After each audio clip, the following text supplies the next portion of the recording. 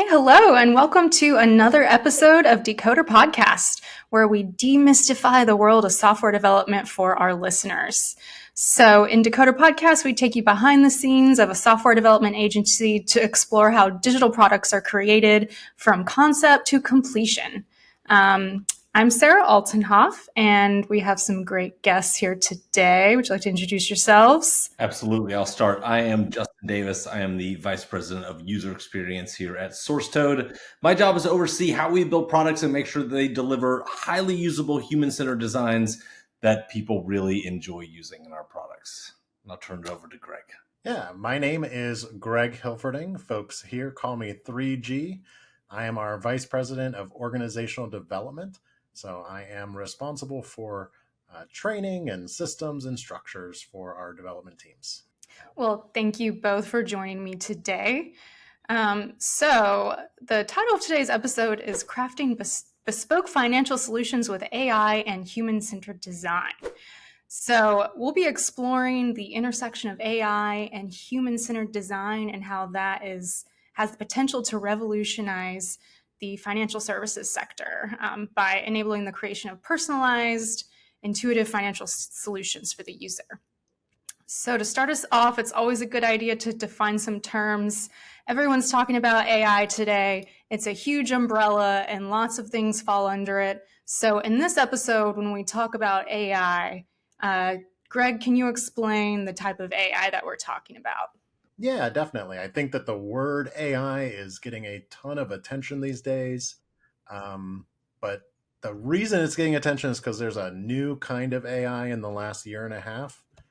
It's generative AI, and that term refers to the ChatGPTs and the DALL-E 3 image generators and Midjourney image generators. Any kind of AI where you're giving it a bit of a prompt and it's giving you back brand new content is generative AI, sometimes also now being referred to as Gen AI. And I think that's where we're going to focus today. That's where most of the industry is focused right now. And to take us into the human-centered design aspect of today's episode, Justin, can you shed some light on what we mean by that term? Yeah, when we talk about human-centered design, what we're really talking about is using ways to think about ideating products and building products that really have the end user in mind. And that sounds crazy, right? Because it sounds like we would always do that. But a lot of software is really not developed thinking about what is the user experiencing, how are they going through each interaction. And we put at SourceToad, we put a lot of value on that. And the field of human-centered design is all about optimizing for that user experience, mostly through the knowledge of the user and developing empathy for what they're going through. And so how do these two things come together? Like, can you give us a brief overview of how AI can complement human-centered design especially when creating like solutions for financial services?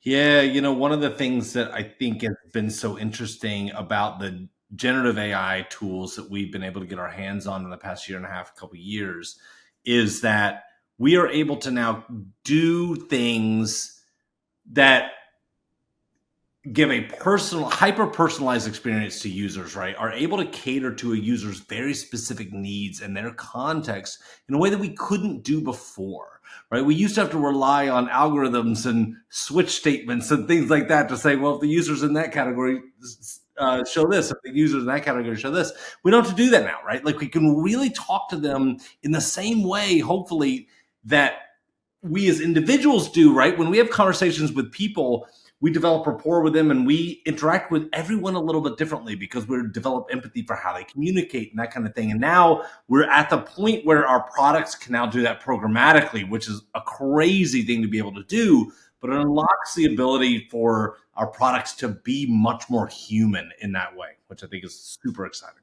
So one of the really exciting things about Gen AI to me, and it applies to any industry, not just financial services industry, is like, we're all familiar with the golden rule, like do unto others as you would have them do unto you. But there's also another idea, which is the platinum rule, which is do unto others as they wish you to do unto them, right?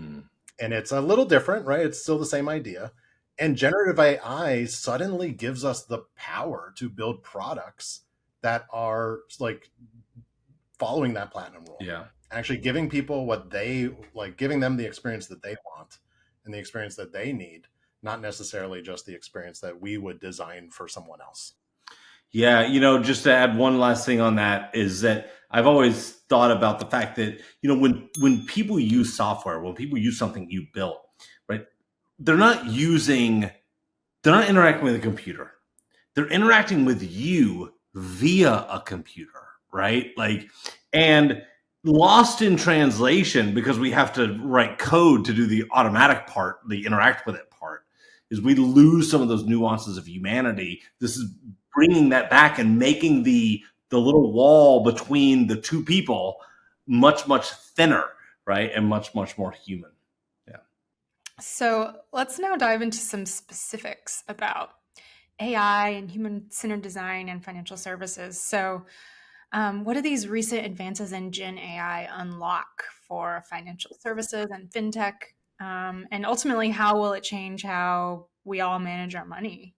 Justin, do you want to speak to that? Yeah, I think it's really fascinating, and I had the luxury of being able to work in fintech over the past few years as part of a startup, right before a lot of the Gen AI stuff came out, and so I've got a kind of a unique view on the right before, like what we wish we could have done, side of things, and now looking at it and looking at what people are doing, it's interesting to see just how transformative it's been. So, when we look at what AI unlocks for financial services and fintech, I kind of think about it like in terms of what does it unlock for the consumers versus what does it unlock for the companies, right?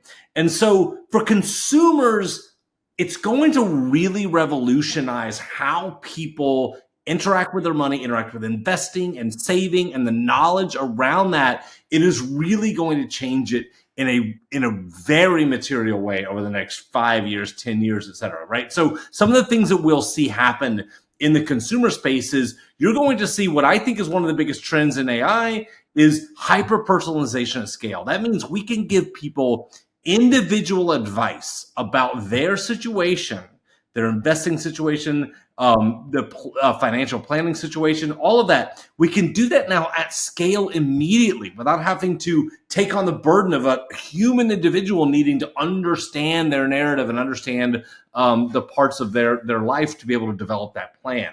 And so I think the idea that everybody can get something perfectly geared toward them, which a lot of people right now might think that's how it works, but really those of us who work in tech know it's been a pretty close approximation, but we wouldn't call it really excellent. This is going to be able to push that to where that can actually be a thing. It's going to unlock things like value-based investing, being able to say, look at my social feeds, look at what I post about, look at the places that I shop, and develop an investing strategy for me that supports my beliefs.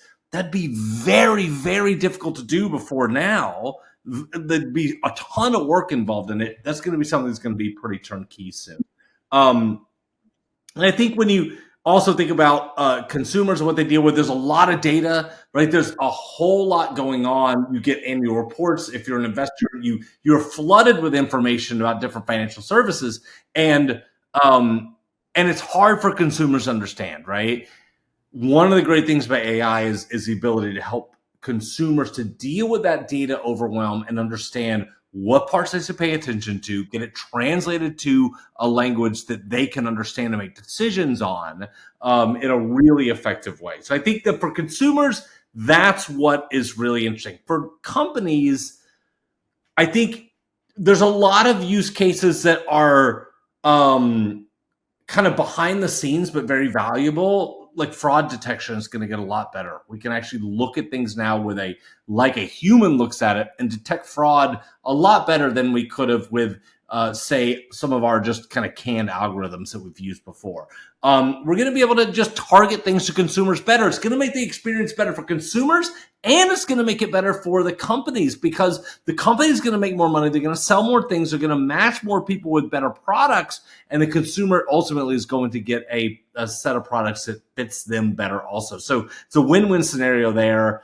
And then again, the highly personalized support guidance that kind of thing that's going to come out of it. Again, hyper personalization of scale at like the financial advisor level, where it's going to allow consumers and companies to engage in an experience together that is so specific to that pair of people, right? That it's going to make the outcomes a lot better for everybody. It's very, very exciting stuff. And this is just scratching the surface of some of the things that are going to be able to be done here. As soon as you said financial advisor, I just remembered a conversation I had with my financial advisor about 10 years ago. I was looking at the, you fill out the risk survey every year, and those are very clearly kind of like low, medium, high, asking your risk 5 different ways, and you get a score, and then you get that ratio of low, medium, and high risk stuff, right? Very, very basic algorithmic decision making out of that survey. Yep. And I remember I looked at one of those funds and what it invested in, and it was like 5 of the things were like giant oil companies. And I said to my financial advisor, I'm like, hey, I understand it's safe, but I'm not sure it's going to be safe forever. And also, if I'm going to be investing money for years to come, I kind of care what companies it goes into. I don't want to give my money to those companies that maybe I don't agree with. Right. Yeah. And at the time, it was a difficult question for my advisor to answer. Yep. There wasn't the same attention to it. And there definitely wasn't any tools at scale to say oh, how can I match the right funds to this customer based on their, their personal beliefs as they apply to investing, right? So how could AI help in this situation? How could it help in understanding and predicting user needs? Are there any specific ways? Well, kind of piggybacking on that, right? Going from talking about this kind of hyper personalization of portfolios, right? What could you, if you say, I really kind of don't want to invest in the 5 big oil companies because that might be against my personal beliefs, right?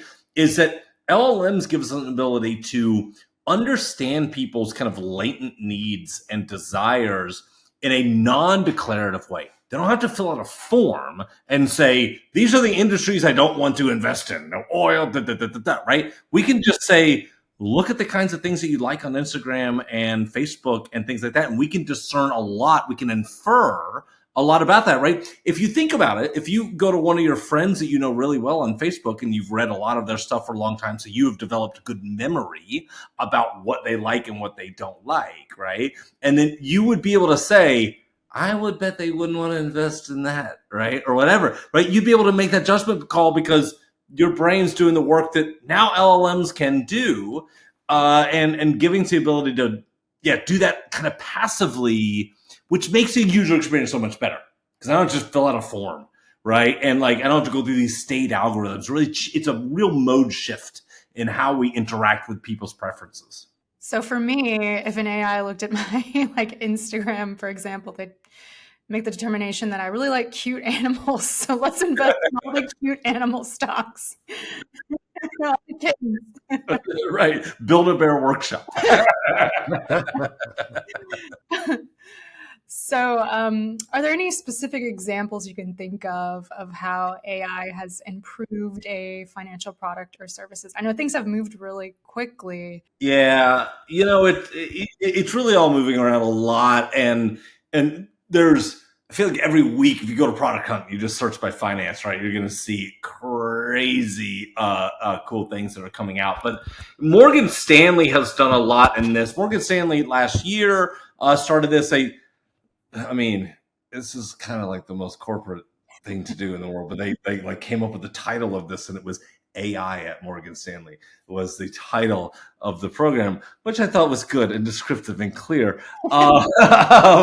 And so they came up with this AI at Morgan Stanley program. And what they did with that is they ingested hundreds of thousands of documents from their interaction, or like research documents, stuff like that, right? For funds and investments and things like that, and made that available to their advisors. So their advisors now can interact with that information real time in a much easier way. They don't have to read 100,000 prospectuses of different prospecti of different funds. They can kind of immediately get to those answers. So that's one example. And there's more people doing things like that, right? The advisor market's going to get impacted a lot like this. They're also doing something else at Morgan Stanley, and ABN AMRO Bank is also doing this, which I believe is a Dutch bank, a very popular Dutch bank.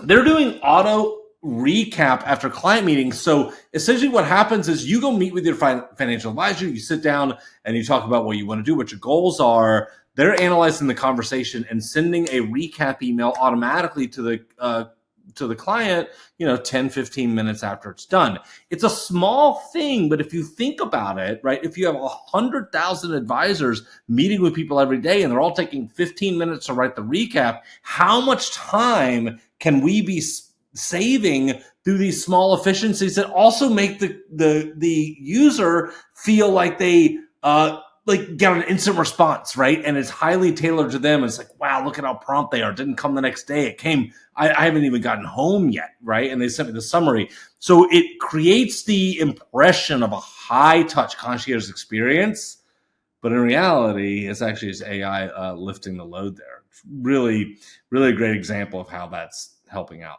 Yeah, and I would just add in that this is kind of a theme that we're seeing. There's a lot of amazing ideas of how to use AI at scale directly for your customers. But a lot of what's happening today is more just like augmentation of your employees. And so sometimes, AI instead of artificial intelligence, I like it when we toss around that AI really stands for augmented intelligence. Mm-hmm. It's going to give us our own personal assistants before it necessarily gives that directly to customers. But it's just a really exciting time, right? That everyone can have an assistant with almost perfect memory of everything that your company does and has ever done, and all the research that it's gathered. Right? That's pretty amazing. Yeah, just thinking about like Justin said, all the time saving, like it really stacks up, and yeah, it is a very exciting time. So that brings us to another point. So with AI, like taking notes of all of our conversations, leads us to like sort of ethical considerations and data and privacy. So Gregg, like, what are the ethical considerations that companies should keep in mind when they're implementing different Gen AIs in their financial products? Yeah, I think that for most companies in the financial services space, you're already very aware that you have to be very strict with the protection of customer data, PII. Like you already have regulatory compliance needs. And Gen AI doesn't change any of that, right? Like it's not a free pass to start spreading that information around to the AI systems. As long as companies, though, are vetting the services that they're using, ensuring that those services are also protecting that user data, and not using it to train their own models, right, for other clients, then you're probably pretty good there. There are still ethical concerns, though, and I think I think a great example in the financial industry is, using AI to make decisions or to advise on decisions. So I think it's a pretty clear example. If you're in financial services and you are a mortgage underwriter, Gen AI maybe is not the tool to use to decide who gets approved for a loan yet, Mm-hmm. right? And the reason for that is because if you're going to upload all the whole package about the person seeking the loan, and you're going to give this to an AI and you're going to say, should they be approved for this loan? If you don't know what data the model was trained on, you don't know what biases are going to be included in that decision-making process, right? And there's all sorts of ways that could creep in, and suddenly your approval rates for certain demographic groups starts going down, and it's because there's some like weird bad training data um, in that particular model, and it's suddenly saying like, oh, that type of person should never get a loan, and that's not something that's good for anyone. It's definitely not good for businesses and for your reputation to suddenly start denying loans because the AI told you so. You really still need to have a human in the loop and make sure that your training data is not introducing biases. And if you're using a big popular platform, that doesn't automatically protect you from that, right? Like you still have to know and test for those biases. Yeah, that's right. I mean, like this stuff is like, I mean, it is trained on real world data, right? So it can easily come in with real world biases. So I think it's a great reminder. And the other thing about this, I think, is you have to remember that, Gen AI is a really, really powerful new piece of technology. And one of the most powerful things about it is its ability to effectively replicate human communication in a very convincing way. This is going to create a lot of problems for the security community because we as humans, we have our own little red flag detection mechanisms that we use when we are when we're evaluating situations, right? And we try to see, like, is this look suspicious, right? And one of those that we use is we look at language and we say, language not look right. Does it look like this wasn't written quite correctly, right? It's an internal mechanism we use a lot to filter things out. We're going to lose that ability, and it also means that advice that you're given can be given in such a way as to sound so persuasive that it's difficult to understand and be like it's difficult to be objective about it. So I think those are some of the things that we have to think about as we design these systems. Yeah. All right. Well, let's switch to something a little bit more fun. Let's talk about design. So, Justin, can you walk us through a typical design thinking process for a financial product? Yeah, I think like for a financial product, when I think about kind of the design thinking, human-centered design process, it's like any other product to me, which is that it starts by understanding like what the users need. We build products to solve problems for people, for users, right? We don't build them in silos, and so every successful product starts with a deep empathic understanding of the user needs, and I think that for financial services, it's no different. And I think we've talked about how AI systems, some of the Gen AI stuff allows us to now develop that empathy and that understanding of users in a much better way, right? I think that for finance, one of the things that is particularly worth thinking about is the fact that finance is a highly personal thing that has big impacts on people's lives. Arguably some of the largest, right? And those of us who are designing systems to facilitate those transactions, we are also facilitating decision making, right? And what that means is that it's not like a to-do list app where, oh, I decided to put it on a different list or decided to do this. When you are helping people make decisions about their money and what to do with it, you're making permanent and irrevocable decisions potentially about their well-being over time. Right. And so those of us who are designing those systems have to think about that a lot. And I think financial services is unique in that. There was a great book written about this, about all of the cognitive biases that comes up, called Thinking Fast and Slow. And anybody who designs for this, I recommend reading this book. It's one of my favorite books on really anything. It's one of my favorite books. And Daniel Kahneman is one of the kind of godfathers of behavioral economics, and talks a lot about the built-in biases that we have, things like fear of loss, et cetera, loss aversion, however you want to say it, that really affect how we message and how we talk to people in the financial services world, how we communicate risk and versus reward, and how we help people to understand that in even an objective way. It puts a lot of demands on that. So I think that those of us who are building things in this sector need to take extra care in and above our normal care on product design to make sure that we're thinking about the things that are going on in this little space up here in terms of what might be biasing people in their decision making. Yeah. So I'm wondering if there are any like specific key principles that are of human-centered design that you think are very, very effective in financial services specifically, Justin. Yeah, I think, some of these things, I mean, one of the key principles is keep in mind that like everything you do is supporting decision making. So think about what you're doing that might or might not influence that decision making, right? One thing that we also talk about in human centered design and UX a lot is the concept of keeping the user in control, right? Everybody's had this experience. You use a computer, you use an app or something like that, and you're like, "What's going on?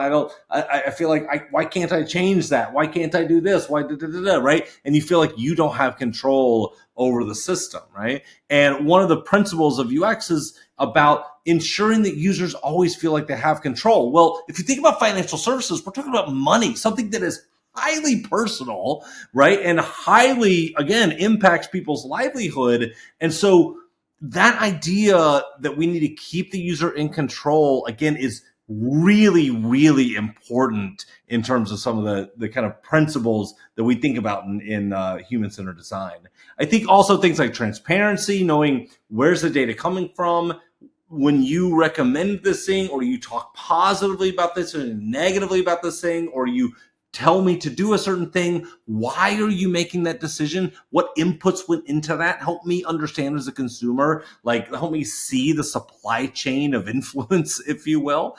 And I think, again, just remembering that overall in financial services, especially, you're not building platforms to manage dollars and cents. You're building platforms to manage decision making. And I think looking at what we design through that lens kind of helps people to take a little bit more care in what they're doing and help to ensure that we're trying to put the user first in all those decisions. So, speaking of users and consumers, one really cool thing about AI and scaling financial services is that it offers these services to a much broader audience of people. It puts these tools in the hands of many, many more people who wouldn't otherwise have access to these services. Maybe they wouldn't be able to go to a brick and mortar and speak with a financial advisor. So when we're scaling things like this, how can we ensure that financial products are remaining accessible and user-friendly for such a broader and diverse audience? Gregg? Thank you. This is one of my favorite topics. I love talking about accessibility and bringing technology and knowledge to more people. Um, and Gen AI is really, really good at that. I mentioned earlier this idea that like I fill out a risk survey every year with my financial advisor. And I know that my financial advisor talks to me differently based on whether I am focused on risk or whether I'm focused on growth. And the thing is with Gen AI now that you could actually use it to tailor all the information for each user's, their specific needs, their specific priorities. I don't have to fill out a survey about my financial literacy because my financial advisor can tell right away that I'm not very financially literate. Um, but if all the information on the portal that I use could also be tailored to my level of financial literacy, I'm a huge fan of metaphors. If it could explain some of this to me in metaphors, that would be helpful to me to help understand it better. And just a couple years ago, if someone said, "Hey, we want to have our portal change the adjust the level of financial literacy, adjust the level of risk versus growth focused terminology." Like if someone came to us 2 years ago and said they wanted to do this, we'd just be like, "Okay, hire 1,000 people and train them in writing this stuff." And today, now we can say, okay, yeah, there's an API for that. We can do that. We can do that at scale. We can build this whole thing out for you. Um, And I love. There's also have you seen those Discover commercials? I think it's Discover. The customer calls into the call center. Yes. I think one is like surrounded by a bunch of parrots or something, and the person that cuts to the call center is the same actor Yeah. playing the customer service rep, right? And the whole deal is like, we get you. Um, well, eventually with Gen AI, that's gonna kind of work that way. Like they're gonna know based on the information you've given them and how you interact with the site. They're gonna almost have a digital twin of you, and that digital twin kind of knows how to talk to you and knows how to explain things to you in the way that works best. And sure, that means that it'll be in the language you speak, literally, right? If you speak a different language than the main language of the website, but it's going to mean so much more. It's going to mean like so much. It's going to be tailored for you in a way that just was never possible before. Yeah, that's so cool. It'll be such an exciting space to watch. And I can't wait to get financial advice in terms of like cute animals. Exactly.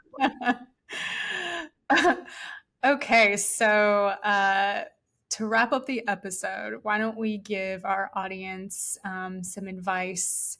So if they are, you know, researching different types of AI to integrate into their financial services, and they're curious about like human-centered design and how all of this can work together. What advice would you give these companies looking to integrate AI and human-centered design? I mean, I think for me, I think the biggest thing, especially in the AI space, I mean, the human centered design side of things, I would say biggest thing is go talk to your users. Just go talk to your users and listen to what they're saying, and a lot of it will solve itself, right? But I think on the AI side of things, the real key to remember is like we are very, very, very early, right? And that means two things. Is one, that you need to be building and experimenting and working with these tools now. And like if you are not already, you have lost a lot of time.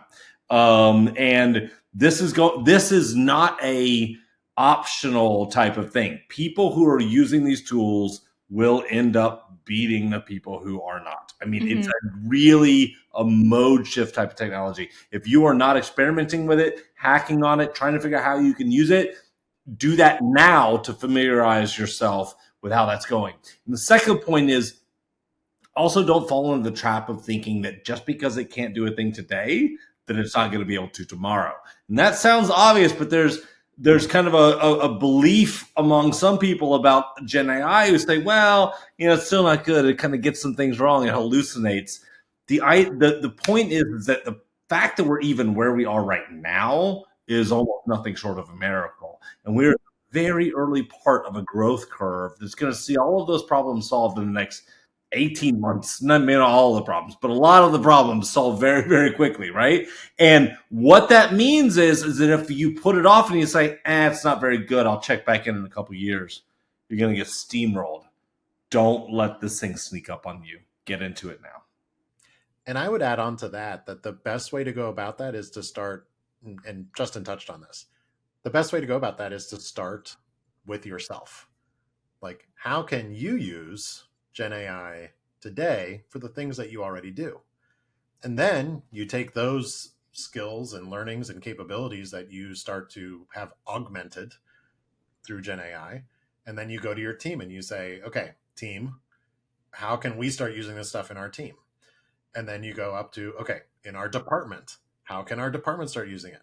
I don't think you jump straight to launching a feature on the website or in your mobile app for users, right, until you've already understood and figured it out for yourself, for your team, for your department, for your company.